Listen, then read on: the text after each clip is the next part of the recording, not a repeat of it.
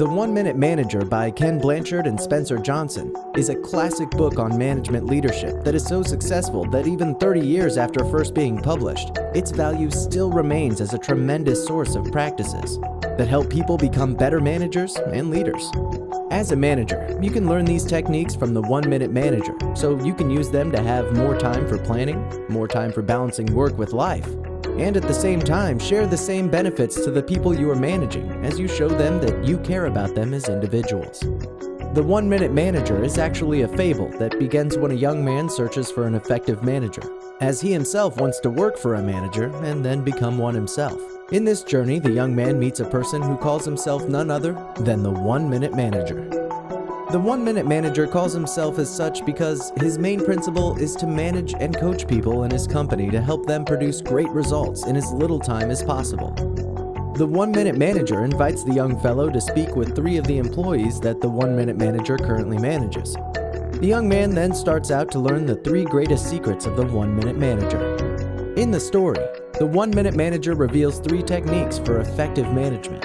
These include 1-minute goals, 1-minute praises, and 1-minute reprimands. The young man first meets a man named Mr. Trennell, who introduces him to 1-minute goal settings. In their conversations, the young man learns from Mr. Trennell that the 1-minute goal setting technique works most effectively when you have established your goals well. Write down all your goals on a piece of paper, but use only 250 words max. Read and reread your goals, which should only take about 1 minute every time you review it. Once in a while, take a minute of your day looking at your list of goals and checking your performance or action along each of the goals to make sure they always match together. Next, the young man meets a man named Mr. Levy, who introduces him to 1-minute praises. From Mr. Levy, the young man learns that the technique 1-minute praises works most effectively when you praise people immediately, when you tell them up front what you think they are doing well. Tell people beforehand that you are going to say something to them, then praise them, and then specifically tell them what they did right.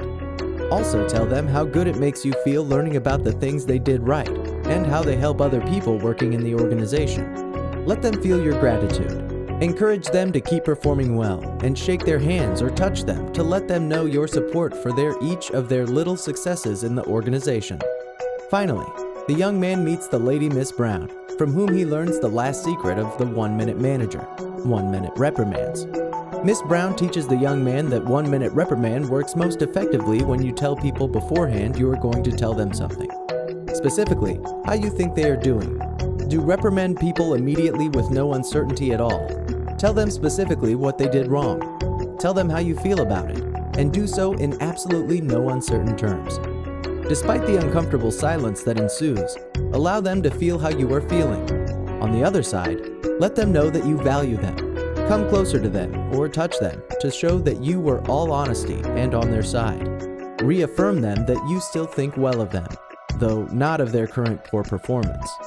These are the 3 main ideas in the book 1-Minute Manager by Ken Blanchard and Spencer Johnson. Read the 1-Minute Manager to help you understand why these 3 practices successfully help managers in getting great results in just a short time. Use these secrets at your organization to grow it even more, and also to show your employees that you care.